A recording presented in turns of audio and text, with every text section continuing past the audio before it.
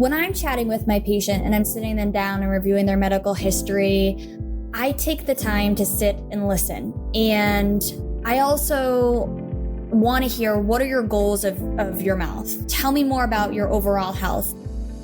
It's thinking about how you can encompass that moving forward and making an investment in the overall experience of your patient. When you're taking the time to empower them and educate them on a higher level, you're going to have compliance through the roof, as well as patients who follow you. So I will say, how is it going with the water pick? And they'll be like, oh, well, I bought it. I'm like, you bought it? Oh my gosh, that's amazing. So after today, when you get home, I want you to implement it. And then it becomes more of a soft support, non-judgmental and encouraging. I think as an industry, we've shamed our patients into making changes, and that doesn't work. Get ready for your unofficial dental hygiene podcast. These are the tales of two hygienists, one East Coast RDH and one West Coast hygienist. Listen as they tackle the profession of dental hygiene with humor and enthusiasm. Now, please join Michelle Strange and Andrew Johnston as they tell you a tale of two hygienists. Welcome back, everyone, to another episode of A Tale of Two Hygienists. This is episode number 232. My name is Andrew. And this is Michelle, enjoying a lovely white wine from Washington, thanks to an amazing listener who sent it to me. Melissa, you the best. Thanks, Cheers. Melissa. That's really, I really cannot get over the fact that she did that. Are you clinging? I was trying to cheers the I don't know that. I don't know that the sound is going to come out the same as what you want it to be. It's going to be like a thud. Ding. That's me attempting to cheers my mic, y'all. No, that's good. Man, everyone is so great. Thank you so much for tuning into this podcast. For our listeners that have been with us for a long time, for the newbies, glad you guys are here. Yeah, and we've had some record-breaking days and downloads, which is fantastic. That means you guys are learning and listening. Did you see the Facebook message that we got from a listener that said, I sometimes question, like, why do I need to listen to a dental hygiene podcast when I should just turn my brain off? But she's like, I get excited and I learn something and I evolve and I grow. And I was like, I agree. Like, sometimes I'm like, why do people listen to a dental hygiene podcast on their days off? But we're so glad you do. And your patients and your team members, they're so lucky to have you, because I know that you're going back, making some big changes. Absolutely. Going back to the record breaking thing, I think we have a whole new group of listeners. A couple weeks ago, well, it was last week, actually, whenever this airs. A couple weeks ago, we aired the Dentalish podcasts, kind of like their first trial run. And I bet we just got a whole bunch of people coming from that episode that are now tuning into what we're doing. So they have a big audience between the three hosts over there. So it's fantastic. Welcome to you guys if you're coming over from them. Yes, and definitely go listen to it. It's three hygienists, people of color. They are bringing awareness to some of the injustices in our profession. And, I got to say something, Andrew. I learned something. Here we go. In all of my white ignorance.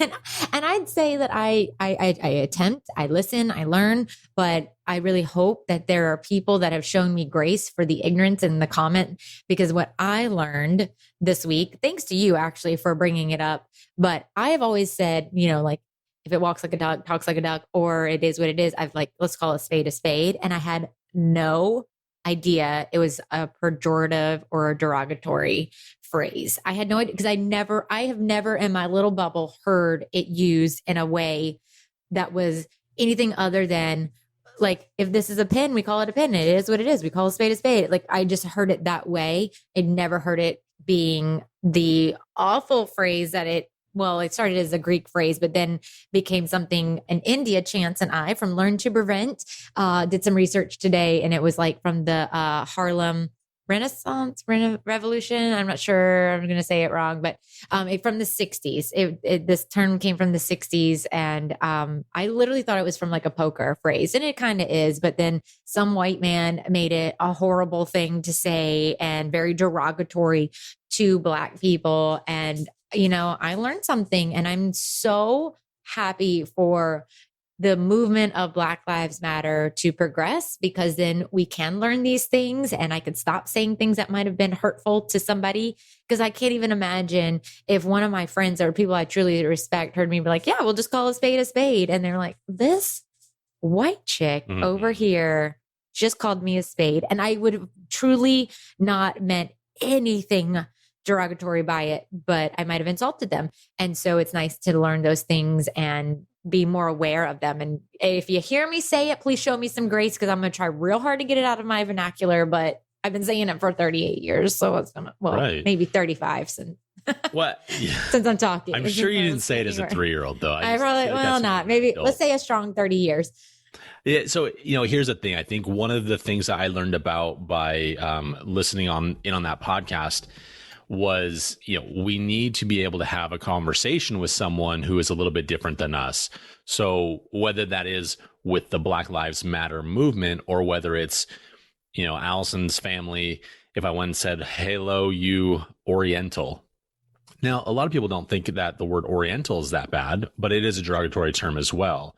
If you don't have that type of conversation with somebody, if you're not brave enough or open enough or feel in like you're in a place that you can have those conversations, then we're always going to just get stuck in this terrible, terrible routine of closed-mindedness and isolationist kind of movements. And then that's not what we want. And so, man, no, it was such a good episode though, right? It was great to listen to.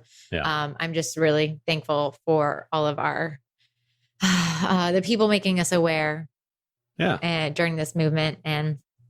But anywho, we love our minorities, including the hygienist in our profession. Yeah, we do love us. We do love the hygienist. Yes. So also, this whole series has gotten a lot of great feedback. At least I've seen it, on the social medias. And so the Perio series, I'm really excited about it. You gonna I knew that you would be. I have nothing to say about it. So I hope everybody's learning from it, growing. Let us know. Send us some questions. If you got any feedback, any thoughts, anything you wanted to clarify, because, we had Katrina on last week. This week, we're going to have Amber Auger, who also does Ask Amber with RDH Mag and Endeavor. And I have no doubt she would be like super excited to answer some questions as well, because she's just a wealth of knowledge. So yeah, send us some messages. We want to know. We want to hear about it. So I hope you guys enjoy this episode with Amber Auger. Hey, Michelle.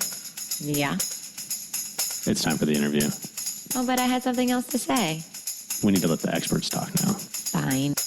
So listeners, I'm really excited for this Perio series. You guys know how much I have always loved Perio. And so I'm really, really excited to finally have on Amber Auger. Wait, actually, Amber, you've been on our Mentor podcast, but I mean, it was kind of like a round table, but now we're talking to you. This is your whole podcast. I'm super excited to have you on. So welcome.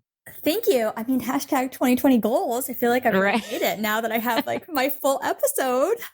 Well, it's so funny is like, we know each other. We've been friends behind the scenes for a while. And I almost like, I go between like, I don't want to bother them. Like they're already so busy, to like, oh my gosh, I feel like I talk to you all the time. Like almost like you've been on the podcast, but I'm like, no, you haven't. You haven't spread the knowledge to the peoples. So I'm really excited to have you on. But I would love for you to tell your story and your journey as a hygienist and what you're doing now. Yeah, absolutely. So I have been a dental hygienist for 10 years. I started in the dental field when I was 15 years old as a assistant for a high school program. It was really neat, and fell in love with dental hygiene. I knew that I wanted to be in the dental field in the 6th grade during science class. So the initial goal was to become a dentist. And then it came down to financials, and I didn't have a co-signer. So I decided to go with dental hygiene, but I absolutely love dental hygiene and was totally dental hygiene nerd forever. So it has been an absolutely amazing journey to dental hygiene, and then expanding outside the op. I started dental hygiene with carpal tunnel. So I knew that for me, clinical hygiene wouldn't be my end all be all. And that's why I got a bachelor's in dental hygiene and then moved on from there. And I have a master's in public health. And 5 years ago, I decided to expand outside of the ops. So now I work with Endeavor Business Media, the publisher for RDH magazine. I've been with them for about 4 years now. I still practice as a clinician, which I love, at least 2 days a week when COVID isn't happening. And then it's, speaking, writing, consulting every day in a normal week is usually very different. And I love the diversity of it. I got on this track because I kept finding that offices were poorly managing periodontal disease, and I wanted to change that.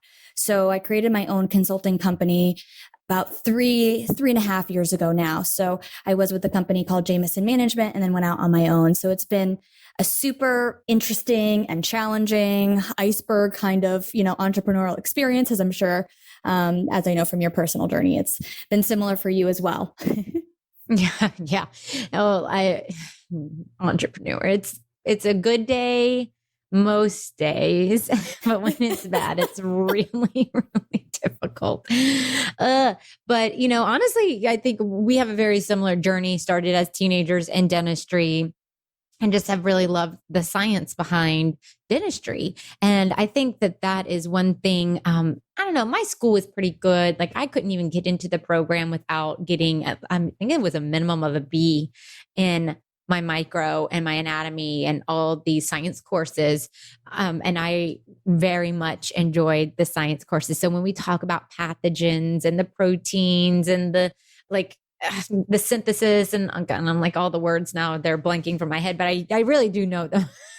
But when we start talking about all those things, I'm like, oh yes, this makes sense. I love it. I love it.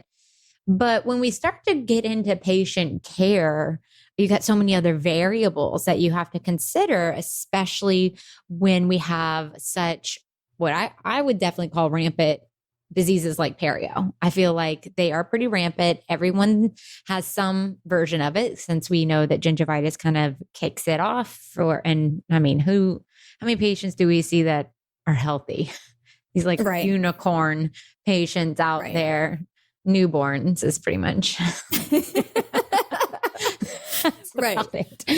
But we add these extra layers of patients and their habits and their host response, and then even our skills, our equipment, what our practices will allow us to do, and what our state practice acts will allow us to do. And one of the cool things that I think you're able to do that I am not, get with at South Carolina, lasers. Yes. So I am ALD laser certified. I also train on lasers locally and nationally. And my experience with lasers comes actually from a personal experience where I was visiting a friend. I don't know if you know Sarah Payon. I think you do, because she was at Evolution. So I met her at Evolution. Yep. Mm-hmm. And this is during a time where my whole body was extremely inflamed. So I was waking up with joint pain, chronic fatigue. I had gone to doctor after doctor to try to figure out what was going on. And I kept being told your blood work's fine, everything's good, and here are some antidepressants. And I was like, listen, I've been depressed before. This isn't depression. This is like, I physically hurt. I could sleep for like 15, 16 hours a day, which is not me. And I mean, if anybody's ever roomed with me, I'm the first person at like 7 a.m. to be like, it's morning, let's go. So very kind of Mary Poppins-ish. But anyway, it was just a time where I was chronically itchy, and Sarah looked at me, and being the holistic hygienist that she is and owning a practice in Canada, she said, why don't you come into my clinic and I'll test you, and we'll figure out what's really happening and where this inflammation is stemming from, and we'll go from there. And I was like, okay, great. So I flew to Canada and met with her naturopath. And the first thing she said to me when she looked at my eyes was, you have adrenal fatigue. And she pulled down my eyelids and she said, there's a lot of yellow in your lids. Your liver is being affected.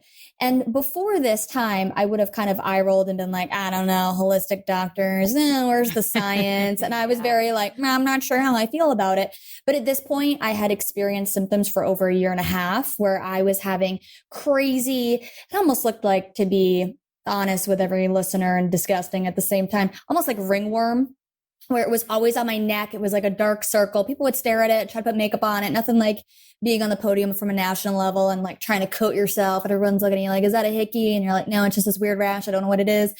So, long story short, they figured out that I had a gluten allergy.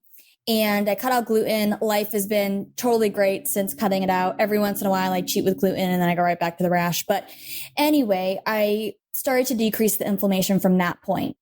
I wasn't planning on seeing Sarah at that point for the hygiene appointment. I had just had what I thought was a great debridement from a fellow hygienist who I trust. And she had a cancellation. She said, well, you know what? Jump in the chair. And I said, you know what? I always love to see how people present things. And I want to see how you present. So I'll jump in the chair. So she's probing. And as she's probing, I am like, well, this is uncomfortable. And of course we know, right? Like that's the first step that you want to do for your patient. So I'm already engaged and my eyes are getting bigger. And she's looking at me and she's like, I'm like, are you getting a 4? Is that a 4? She's like, it's like a 4.5 over here. I'm like, 4.5? Is it a 4.75? What is it? Is it a 5? Is it, just tell me. And she looks at me and she's like, well, I'm getting a 4, but you're bleeding a lot. And I'm like, what do you mean? I'm not bleeding. And she holds up the mirror and my mouth is hygienist. Full. Yes. My mouth is full of blood. So I immediately go into like, oh my God, I speak on Perio. I am a consultant. I'm a national speaker. I'm a dental hygienist. Like, what is happening? I am in there all the time. So we tested my bacteria and it turns out over here, Miss Spirochetes. Now I will say this, with my new research with aerosols, I have seen some suggestions, not concrete now, but suggestions that when we test hygienists in the practice, hygienists typically have the highest rate of spirochetes. Oh yeah. And there's a theory now with the aerosols when you're treating periodontal disease patients, the aerosols can, pick up the bacteria that's in their mouth can become aerosolized. And then if they're spirochetes, we can inhale them if we're not wearing proper gear. For sure. If you aren't practicing standard precautions, you should just assume that's happening. Right. So, and I'm thinking, oh my gosh, all my mission trips and, oh yeah. have, my mask came out of a level 3 box, but was it really a level 3? And, these are they're not our typical masks. They were just the extra ones. And so needless to say, that's where I really got involved with the laser because Sarah picked up the laser and we did the treatment. And after that, my gums have never felt better. I had a lot of movement during ortho, congenitally missing my lateral incisors. Now everyone's going to microanalyze my headshot, but it's full surface bonding. Shout out to my doc from literally 10 years ago who did it. And anyway, it's been an amazing journey with the laser. So essentially, practicing with the laser looks a lot different than practicing without one in regards to the reduction of inflammation that I've personally seen using the laser. I work non-initiated, which most hygienists who are laser certified do, and with a diode laser. So essentially how that works is the laser light is attracted to dark pigments, such as the gram-negative bacteria and the blood agar in the bacteria. You gently put that, just like you would be probing, you just kind of move it along. And that light from the laser is attracted, again, to that bacteria. It heats up the cell wall so much so that the cell wall bursts. It's called cell lysis. And it gives the body a chance to really heal from that periodontal pathogen. And it treats it at a localized level. The results that I've seen personally in my mouth and with other patients has been absolutely phenomenal. That's crazy because I don't get to do that. And so I have been using airflow and like erythritol and glycine powder, which has been a game changer for me. Mm-hmm. And there's always these moments where I'm like, I wonder if the laser would be really great in this particular patient. So with lasers, what is your patient criteria? Or do you just do that anytime there's a perio or you're doing non-surgical? Whenever there's any sort of inflammation, we like to implement it chairside. So I have used it on patients who are immune compromised with gingivitis. So it also depends on their staging and grading. If a patient is a grade C, I'm more likely to be like, let me pick up that laser because I know they're a rapid rate of progression. Whereas if a patient has one pocket that's bleeding, I probably wouldn't recommend the laser. So our criteria for recommending the laser chairside in our practice is 10 bleeding sites or more. Which is what defines now gingivitis, correct? With the staging and the grading, right? Correct. We need to have those 10 or more bleeding sites. Mm-hmm. Got it. Okay. When you are, let's say, I have a patient in my chair. Maybe they've been a maintenance and now we have bleeding. Now I got whatever, I'm seeing something happening. I mean, are you picking up that? Like, are you canceling out all the other things that you were doing or planning, quote unquote, planning on doing in that appointment and getting into it? Or do you bring them back for laser therapy? It all depends on the patient. It all depends on if that value has been built for the appointment beforehand. So obviously, if it's like a new patient, I'm not just going to pick up a laser and go. I want to build the value for it. I want to talk about home care. If it's a patient that is on that D4910, that maintenance, absolutely. That's something that you can easily pick up. You can say, you know what? I'm seeing some regression in this area. We're going to do some localized laser here. The benefit of that is that it's super minimally invasive. The patient, we're doing it. I often do it and the patient is not numb whatsoever because it's not initiated. It might feel a little bit warm, but again, we're not cutting the tissue. So the patient overall is typically very comfortable. The only thing that you have to be aware of when you are using a laser, and of course this is taught through laser certification, is to make sure that you're not doing a topical gel that is going to be of color because that can cause the laser to be initiated. It's also very important to make sure that you're cooling the laser as you go. And if you are getting a lot of bacteria coming out from your diode laser, oftentimes people don't really talk about this, but me being the practical, approach is you want to make sure you wipe off that laser so the bacteria doesn't stay on there and start initiating a non-initiated laser because you're using the same tip. So the non-initiated laser can become initiated at any time if a dark color stays on it too long. Oh, okay. So all you laser users, you lucky little hygienist, good information. Like, I'm so jealous. I'm so jealous. Okay. So you get them in, and I'm curious just from being a patient with the laser, how does it feel? When I had my laser treatment done, she did initiate me at some points. Because she felt that was necessary. What I had experienced is I had experienced years of being treated with the Cavitron and burnished calculus. So what happened and what I see a lot when I'm consulting and even when I'm practicing clinically is that when we're really dominant in our Cavitron use, what happens is the tissue at the 1 to 3 millimeter heals nice and tight. But underneath that, when you really take your time to assess and drop down, you're finding that there's burnished calculus underneath in a 5, maybe even 6 millimeter pocket. But when you look at the tissue from the top, it's beautiful. That's why it's so important to make sure you're properly probing and really doing the walking stroke, taking your time to do it. And that's what I had been victim of. So in my case, it was a little bit different because she did initiate me in some areas. Where it was not initiated, I didn't really feel anything, maybe just a little bit of warmth. And then where it was initiated, I did feel it. So that's where she used the topical gel for me. Okay. So your protocol then is seeing the patient, properly assessing, getting that class or that stage in that grade, which we learned last week with Katrina. And then you will make a decision as far as treatment there. How does that work in your practice as far as having that communication with the patient and also with your doc, your leader, and any other clinicians? Like, how does that flow?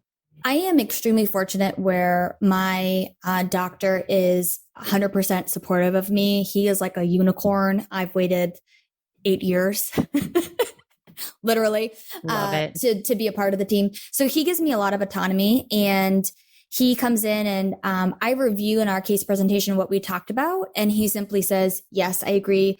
Amber has a great plan for you. Let's continue and schedule that appointment. How it looks when we're talking with the patient is when you're implementing the staging and grading, oftentimes what I get is, well, how do you tell your patient about this new classification? Do you just say you're a stage 4 and a grade C? And then it becomes no. It's whenever you're talking to your patient, you need to address what their certain risk factors are to be able to have them buy into the disease, to give them proof of what's happening in their body. So intraoral photos, to engage them, holding up a mirror and disclosing and saying, see this area. I mean, it's really going back to the basics, but it's so important. That's why I love using, I don't know if you've ever used the GC America, the Triplaque gel. Triplaque for life. I love it Oh, because oftentimes what happens in these cases when you're seeing patients, and I see a lot of the new patients in the practice. I have been in my practice location. We have multiple locations, but the one that I've been practicing in predominantly since November. So when I'm working, we have an older population. All of them look at me and they think I'm 12 years old. And then, they say, well, you've never seen me before. This bleeding in my mouth is normal. So anything that I can do to, again, prove to them and build that trust of what's going on while creating the evidence behind their current routine is essential. So for me to put on that triplaque gel and to say, we know that this light blue area has been here for 48 hours. This isn't from lunch. Then it becomes, oh, wow, I need to change what I'm currently doing. That's so true. And this is something that I've been doing. I think it's a true horrible thing that I did, which was stop disclosing my patients when I left hygiene school. Like that is something I should have it should be a part of my routine because there's nothing like seeing it to believe it. And now my patients come back and they're like, I don't want to see any of that purple. And I'm like, me either, Joe, me either. But it's not me telling them they're not brushing now. And now they're like, this is something that I got to work towards. Where am I missing? And it has just changed a lot about my appointment. But one of the things that Katrina and I chatted with about last week was communication. And I so rarely get pushback from my patients. It's so rare. Like there might be one or two in the history of me being in this clinic in the last 3 years, but really and truly, more people are like, wow. They're like, I can't even get them to shut up. They're asking so many questions. I'm like, well, I got a room to disinfect and I need you to get up out of this chair now. But mostly I don't get a lot of pushback. I get a lot of interest. So I'm curious how that goes with you, especially with the staging and grading and how you have those conversations with your patients that are disease active. I think it all depends on the culture of the practice as well, and if they've previously been educated or not. So in the practice that I'm in, I've inherited a schedule where bleeding was considered normal and little was used a lot. You have a little bleeding, a little inflammation here. When I'm chatting with my patient and I'm sitting them down and reviewing their medical history, I take the time to sit and listen. And I also want to hear, what are your goals of your mouth? Tell me more about your overall health. And I really take the time to listen. Then from there, and again, I'm in a different culture. I used to work in the city of Boston. Now I'm south of Boston. So it's a very almost like Ben Affleck-y type vibe where everyone's got the Boston accent. It's really thick. Everyone wants to know if I'm married with kids. Don't worry. I still have time because I'm only 32. Like they like to get into the personal. So I let them get into the personal a little bit. And then I always pull it back to like, okay, now that we've gotten personal, I want to ask you a few questions about your current routine. Tell me how, what you're doing at home. Have you ever thought about implementing a water pick? Why or why not? And I start with the disclosing. Once I disclose, then it creates a whole different experience for them because most of the patients that I'm seeing have never been disclosed. Then from there, when I'm perio charting, I'm using the VoiceWorks from Florida Probe. Me too. So then they're linking, oof, that hurt. And she said 5. So by the time I sit them up, they're asking me, hey, what do I do about this? So it creates an urgency to the conversation right away. And then making sure that I'm going back to the clinical side of, I'm concerned about this level of inflammation. In order to prevent this from progressing, this is where I think we need to go. And I talk with the patient. I want to start with a laser in this case, as opposed to doing a systemic antibiotic, because I don't want to throw off your gut health, as well as 60% of the bacteria that's in your mouth is linked to the gut. And I want to keep the good bacteria in your mouth. So that's where the conversation really, I believe, becomes really empowered and it builds value for the hygiene department. The conversation around antibiotics is such, it's a visceral response that I feel happens either around people who believe they need a pill and even practitioners who like to follow in that. Well, what will it hurt? I don't want, I don't want to get into the antibiotic stewardship and why it drives me bonkers, but it is a conversation that we need to really start having in our profession because what we have done, how amazing antibiotics are and what we've done to kind of ruin it. It's a problem. And so what you're telling me though, is that your conversation is like why you're not going to be giving antibiotics for this chronic disease that they have? Correct.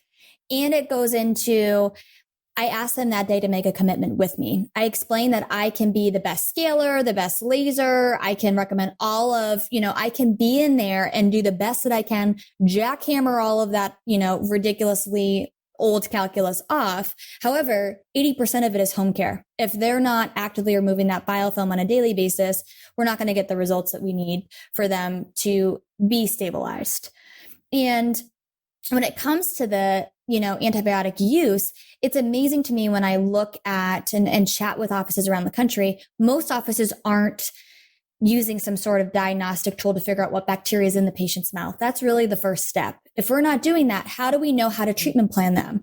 Is it a highly aggressive bacteria? I mean, I've seen patients who are 18 with crazy levels of spirochetes and, gram-negative bacteria. And that's really where the hygienist can make the change. That's why I get really excited about hygienists and the expansion of, legislation and hygienists being able to be practice owners. And this is our time really to shine, especially when we're looking to diversify. This is something that we could create on our own and maybe implement a teledentistry model and do this and lead the forefront of this. The hardest thing that I find is I find that we're 10 to 15 years behind science. We know it's out there, but we don't implement it. And why don't we implement it? Well, our bosses don't think it's a good thing. Or, well, then why not ask if you can try it out in your room? If you can be the guinea pig, if you can do all of the research and try it out a certain way in your room. Every single office that I've ever worked in, and I've worked in a ton of them, I have never walked into a great Perio program. I've walked in where the numbers are, when we look at the statistics and we know the rate of periodontal disease, but then I go into the practice and there was maybe 2 scalings that whole year out of, 2,000 active patients.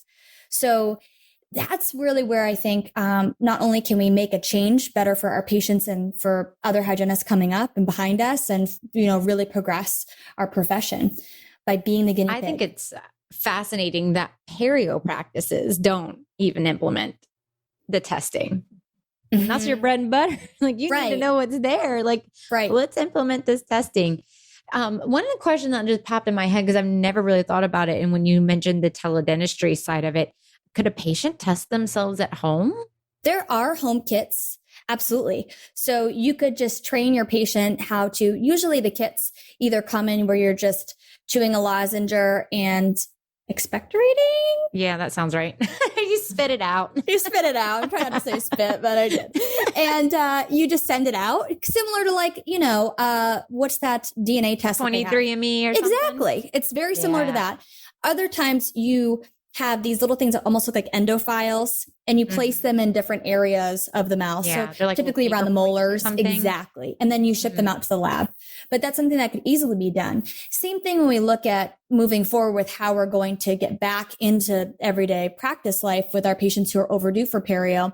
That's a great opportunity to implement something like a Perio Protect, where they can do custom trays at home that will soften the calculus as well as reduce the inflammation before they come in.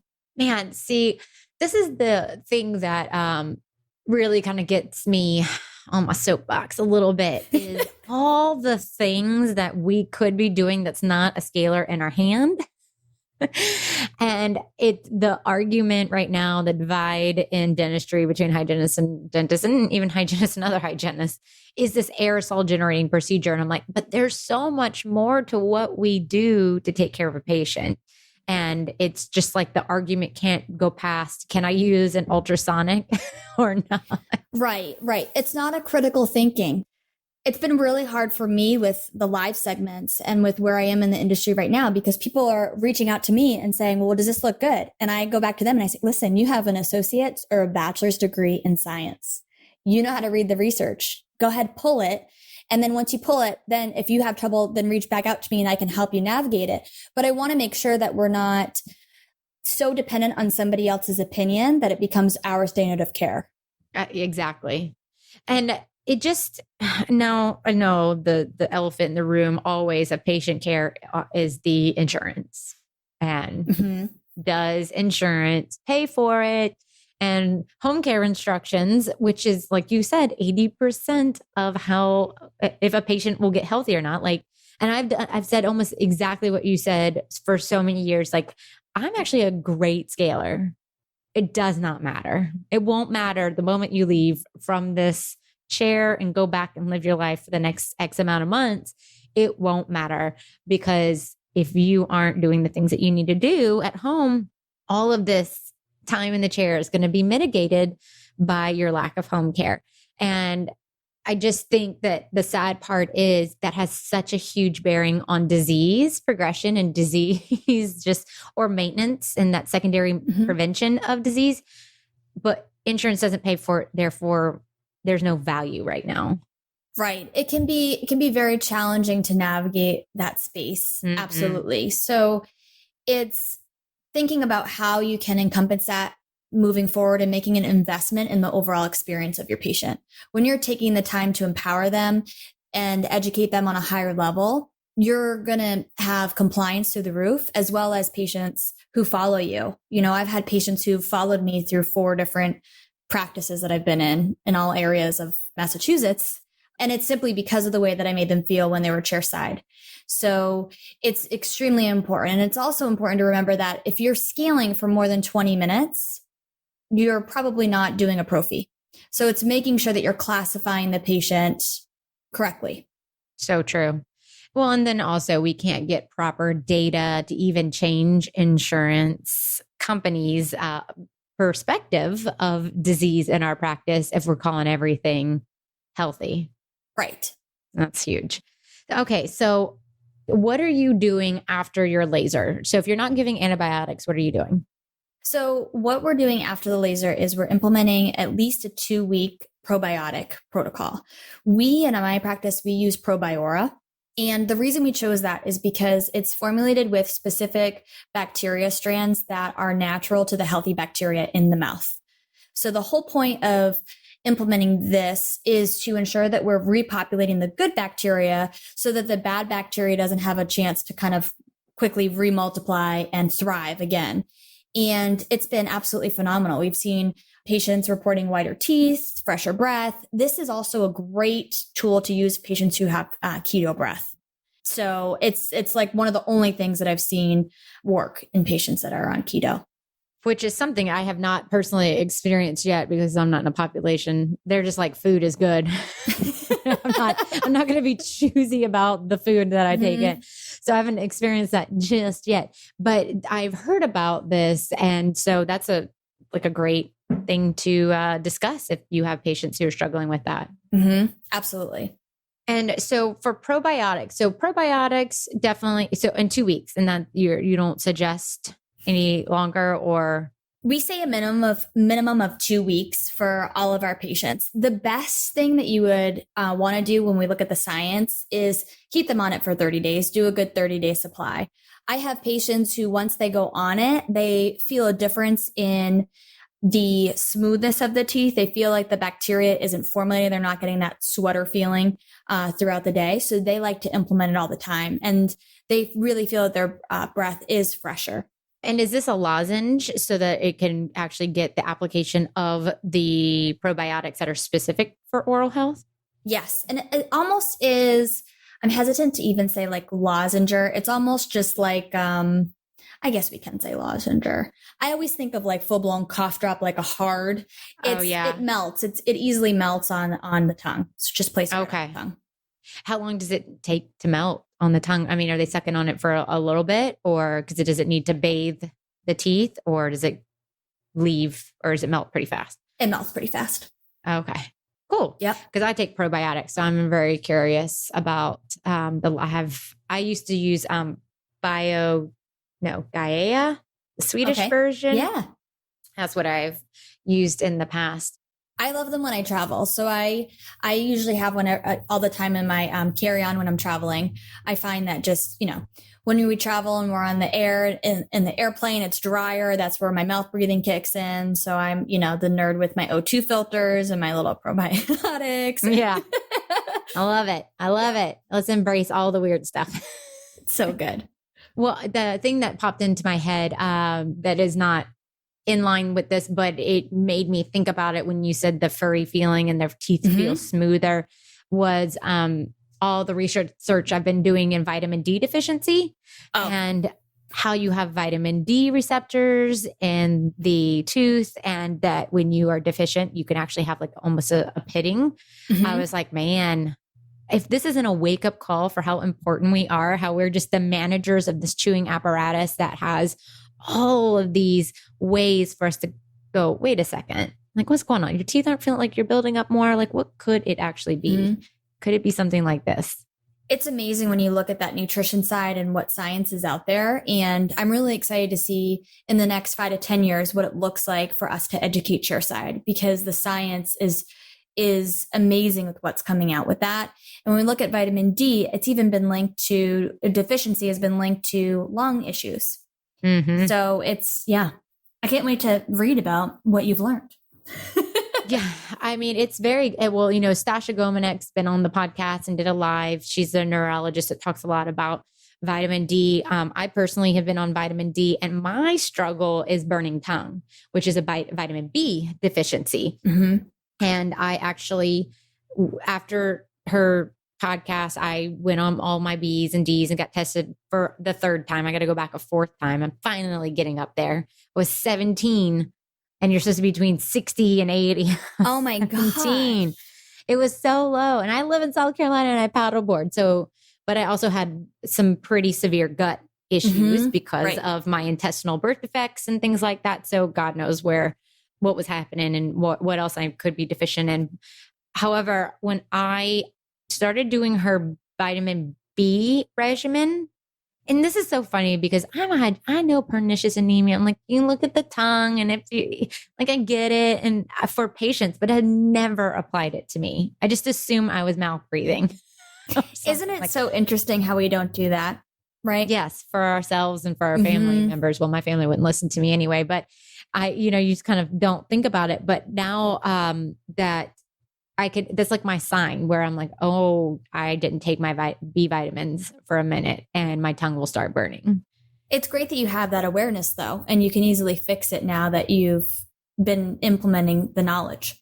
Yeah. But it's been a full solid year and a half. And then it didn't click until she was like, yeah, it's burning tongue. I was like, oh my God. But, we digress a little bit. Well, I digress as per the usual on this podcast. So I want to circle back though to maybe some other medicaments that you use, because you mentioned Perio trays. That is one thing I have not personally implemented in my practice. Granted, my patients wouldn't, I'm in public health. So I hear it's amazing, but the patient compliance can be a concern. How do you find that to be practice? So I'll be honest with you. Before really diving into, I've always heard that they work great when it comes to the trays, but I thought that they were very expensive. So I thought for like a set of trays, it's like $600. It's not. For a set of trays, it usually runs you around like $150. So I thought it was like $600 too. Yeah. And I recently had a conversation with them, and I like literally called the head of education over there and was like, listen, I just want you to know that there is a problem overall. Like, I'm hearing it from other hygienists. I thought it was just me, but I'm seeing, in all of these forms as I'm recommending what I've been doing, that it's really a wide opinion that these are so expensive. So that's actually when we look at adjunctive therapies like, localized arrest in place, in which I also do use chairside as well. If they have multiple sites and they don't necessarily want to go down that laser route, this is a great adjunctive therapy for them that's affordable, very affordable, especially for the results that you get. And they're custom trays. So they're able to place the hydrogen peroxide up to 9 millimeters deep. Whoa. And they're sleeping with them overnight. Absolutely. So they're getting whiter teeth. You're seeing a benefit. You see a benefit before you even pick up a scaler. Wow. So imagine, this is my perfect world for Perio.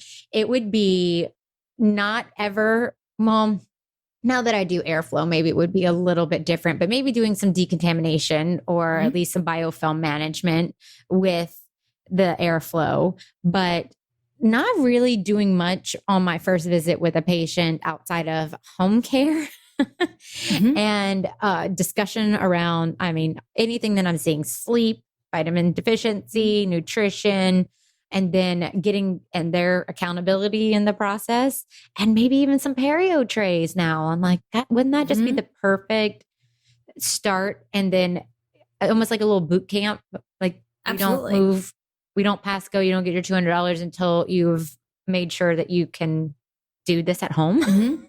Absolutely. I worked in a public health practice that was public health for union workers in Massachusetts, but it was like a state of the art public health facility. It was like a $10 million facility. It was gorgeous. And we would, if we were 90 minutes for the first appointment, and if the patient was overall healthy, we could go ahead and do the full appointment that day. If they weren't, if they have any sort of periodontal disease, that 90 minutes was spent in education. It was phenomenal. That's amazing. So if we have a hygienist listening and they can't use lasers or don't have the option of laser therapy, I feel like probiotics would be a real easy thing that you could possibly implement post non-surgical scaling, or even gingivitis patients. Any other recommendations? Like if they are getting into, they're like, okay, we need to up our game here, but I'm going to have to do baby steps. Like what would those baby steps be for a hygienist? For the hygienist to recommend to the patient with their, or to even use to do, like what would what would you, because like my first thing pops in my head, like we just talked about home care instructions, really leaning into their accountability and open-ended questions about their level of health. I always find with my patients who are the most difficult patients in regards to their home care is to implement a cordless water pick in the shower. Yeah. If I can get anybody to do anything, it's like, listen, just do this in the shower. M's on the top teeth, W's on the bottom. You can get the grout after. And that's also when I say that joke, I realize who's listening to me and who's not. So if I don't get a laugh, then I take a deep breath and I'm like, and then it catches up and then they're like, oh, I'm like, it was a joke, just making sure you're still with me. So I think it's just figuring out what will fit into your patient's routine and then ask them, are you going to want to implement, is a tray something that you can do? Or are you a severe gagger? Do you think that wearing these trays at night, you're not going to be compliant with them? And just straight up ask them, and they can, what are your concerns about wearing this tray? And if they're like, well, I can't really sleep with a night guard in, I get really claustrophobic. Then I'm like, well, I know we're not going to be compliant on the tray, so let's go to the laser, because I know that we can get a good result with that as well. And then asking them if you're recommending, floss, if it's a textured floss, are they going to use a textured floss, or are they going to be better off with a soft pick or tepe brushes, but literally just asking them what works and what doesn't work, and then build on it each and every time.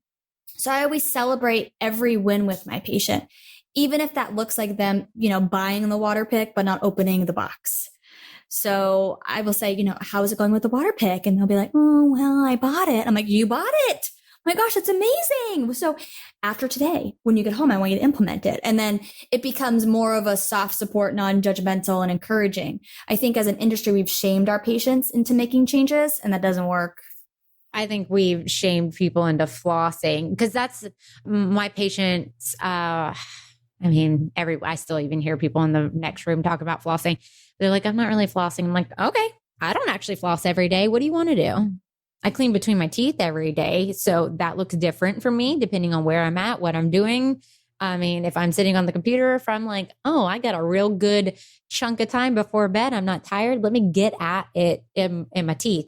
Right. Or am I like, from the moment I rise, the moment I go asleep, it's chaos. Right. Like, so I might be cleaning my teeth at my computer with like a pick between my teeth. So it looks different for every single day.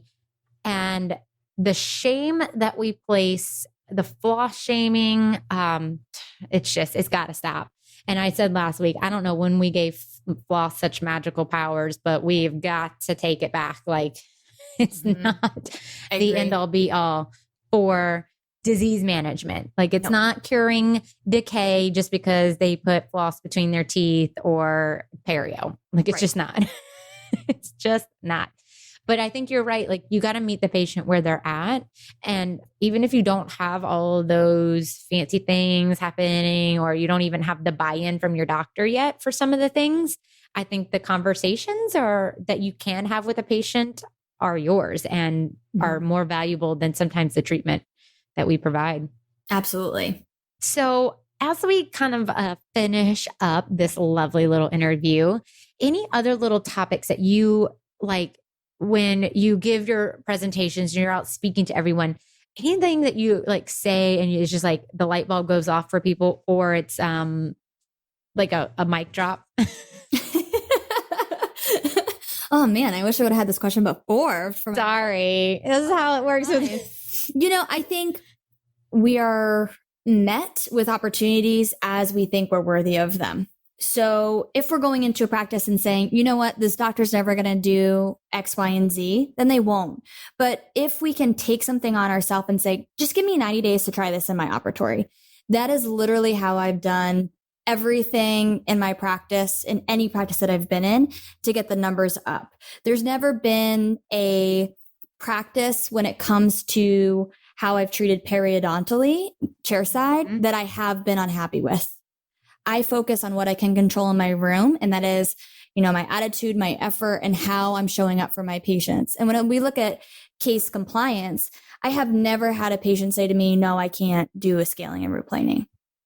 I've never had it. Even with insurance, we need to be insurance aware, but not dictated by insurance.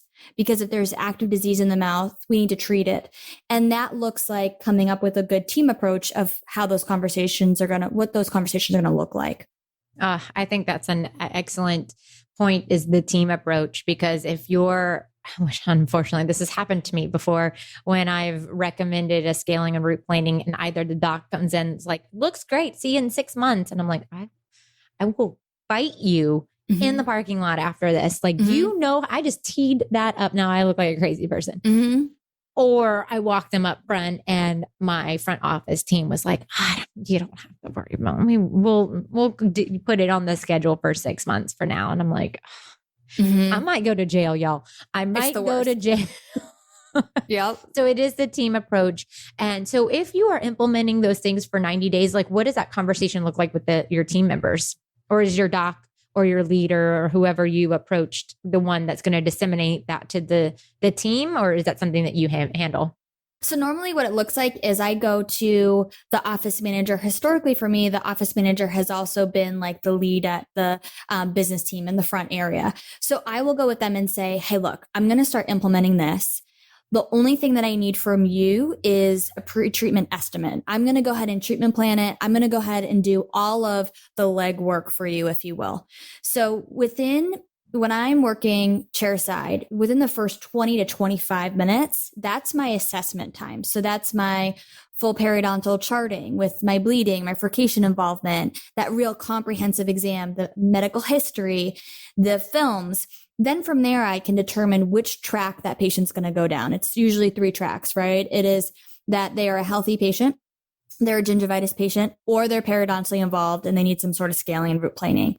From there, once I know what that looks like, I go ahead and I send a private message without even getting up from the chair to the coordinator in the front. And I say, hey, listen, I treatment plan the quads. Can you go ahead and pull a pre-treatment estimate? Because I have a good relationship with my doctor, and even if, depending on what office I'm in, once I say to the doctor, do you trust me in helping to co-diagnose this? And he will say yes or no. And oftentimes it's yes. During the next 90 days, I'm going to need you to come in at that front end of the appointment. And then I usually get them in a good habit. They're usually in with me so that by the time I'm writing that message, they've already confirmed it as well. So it's a, confirmation of that diagnosis. Then from there, by the time the patient walks out, I've already booked the appointments And the insurance coordinator is then standing up and letting them know, pointing to figures on a sheet without even saying anything out loud, saying this would be your portion. Typically, insurance covers 80% of that. So that's what I say to the patient. Typically, insurance will cover about 80%. And I like to word it. I don't like to get too far into this with money with the patients, but I will say to them, if you were to pay for an additional cleaning or 2 cleanings a year, which would help keep your mouth healthier, it'd be about the same thing. So let's do it the right way.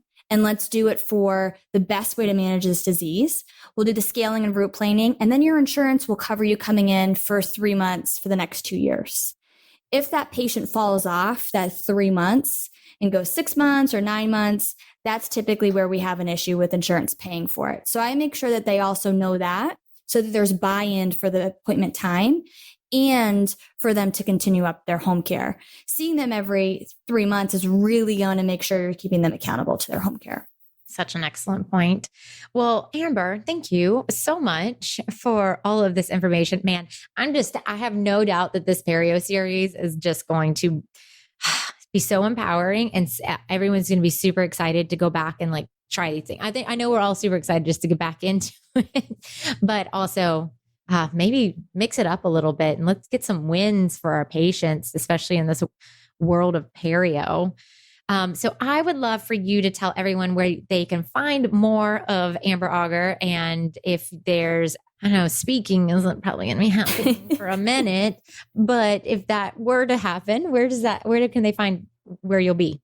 Well, thank you so much for having me. It's always an honor to chat with you. And it's this has, again, been a goal of mine for many years now. So I'm sorry. Like, I no feel worries. And you know, it's like, I've never asked. I've never been like, yo, can I get on the podcast? I'm like, I'm available whenever you need me. But I think it's it's different when we're friends and we chat all the time. So I appreciate you. So where I can be found is anything on social. It's just Amber Auger, RDH. So Amber Auger, RDH at gmail.com, amberauger.com. On Instagram, we're Amber Auger, RDH. And then I am building a back end of my website currently. So I understand there's going to be a completely different feel to speaking. Speaking is about 80% of my income. So what I have done is I've built courses with business basics, with verbiage to speak to your patient, also business basics for getting out of the op or maybe expanding out of the op, doing a side hustle. And all of those will be available on my website starting in June. So we're approaching. Cool. Yes, I'm very excited. Nice. Well, congrats on that, because that is a lot of hard work behind the scenes. So sure is. Good for you. Good for you.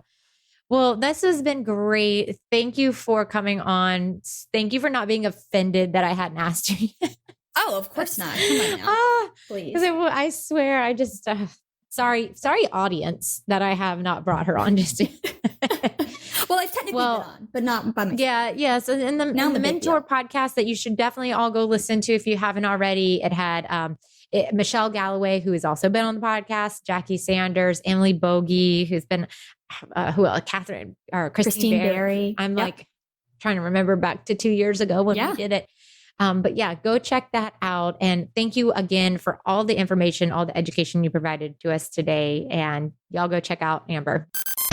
Well, I'm sure your brains are just like probably on overload, like mine was after Katrina's and also after Amber's. And we got another week coming, y'all, because there's just so much good information. And so like, send us your messages and let's have a conversation about it, because that's how we grow and better understand a topic as complicated as Perio is. I mean, and it's definitely not black or white. I wish there was a recipe. I wish there was like a little, like, you do this and it's better. It's just not that simple, as we've learned. But I just wanted to, I talked about in the intro that my friend India Chance is here, or our friend. What's this possessive, like my own? Is here with me and Charleston. And I just would like to make note that Andrew and I have been business partners for 5 years, and he's yet to come to Charleston. I don't know. India and I are having a fantastic time without you. It's fine. Where does India live? Where's she from? She is in Baltimore, so she did drive down. She's on the West Coast or East Coast. So she's close, is what you're saying. I would just like to note that there is a direct flight from Charleston to Seattle that takes 6 hours. So you are pretty close. to whatever it took her to drive, you could hop on a plane. I love that you think it's just that easy.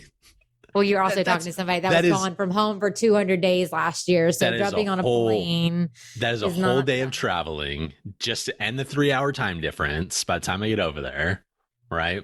And that's a whole day. Really a whole day traveling back. Tell me. And I'm going to hang out jump for a time day? zones for fun. Like you're kidding. Totally different. Totally different. Gosh, so ridiculous. No. And then you would have made me wake up early and like do something. And like, that's, you know what happened. India slept in this morning and I showed her, like, she came up and I was like, I hope you slept well. If you would have come down the stairs, I'm like, are you kidding me right now? Yeah, you would have been like, hey, you are 3.5 minutes late to this thing that wasn't really on our calendar, but you should have known that you were supposed to do it. I did talk a little bit about our growth as business partners and how there was, I mean, I'm so lucky for you. I think we have an amazing partnership, but there was definitely some lows while we grew as people who, well, me being super manic and things being very structured. And like, if I say we start at 8 a.m., that means microphone in hand at 8 a.m., not you rolling out of bed at 7:50, I'm like, oh, I'm going to shower and do these things. And like rolling up, like, my voice isn't ready. I'm like, it's at 8 o'clock. And then I literally, flames come out of my ears and I lose my mind. I've gotten better. I'm defining. So you're like warning India, like, hey, this is what's going to happen. So make sure you don't fall into No, I was explaining. Let me set up a call with India and I will tell her what she needs to be worried about. Defining my expectations of people. I've grown. Which is incredibly high. Super high. I feel like this is the first time we've actually talked over each other for an extended period of time, by the way, on the show. And I'm okay with us leaving it in like that. It is A-okay. Totally fine. I think no one's going to 'cause understand either one of us, and it's just going to be the bickering. Totally okay. So anywho, it's been great with India here. My new business partner who has been to my house and my home in Charleston, but not my old business partner, but it's fine. Stay tuned for some really cool things coming from India and I. But you know what? I was just thinking while India and I filed our LLC and stuff today, I am so lucky to have 3 awesome business partners. I have 3 companies now. Like I can't even in my own. So I guess I got 4 companies. Like, what world is that something? If you said 5 years ago, like, this is what you'd be doing, I would have never have guessed it. I was like, let me just talk about some nerdy stuff. And I want to be a W-2 employee. And that's all I want to do and get my 401k and whatever. And I was like, never did I want to be an entrepreneur. So, you know how like I'm particular with like how I judge like relationships and friendships and stuff like that, right? So I find it incredibly gratifying to see that your business partners that you've chosen, including myself and including yourself, apparently, because you're calling yourself a business. But the other ones are people, you know, Tony and India, right? Are people who I absolutely adore. Right. I would go into business with them also equally. You have a knack for finding really good business partners. So, well, thank you. Because I am pretty reactionary, right? Like, but there's some people I know it's coming as if you've listened to from the beginning, shocker. Like Michelle reacts to things, but I react to people that I meet and I'm like, oh my gosh, like this is just easy. And I will say Tony and I have talked about our arguments and it was not easy with Tony in the beginning because we had our brawl, but it was literally one day we argued, evacuated a New York restaurant because of our arguing. And then we were like, hey, let's be partners. And, wow. and it worked out. But I think it's because, you know, you can like feel people's energy, right? Like it's their passion.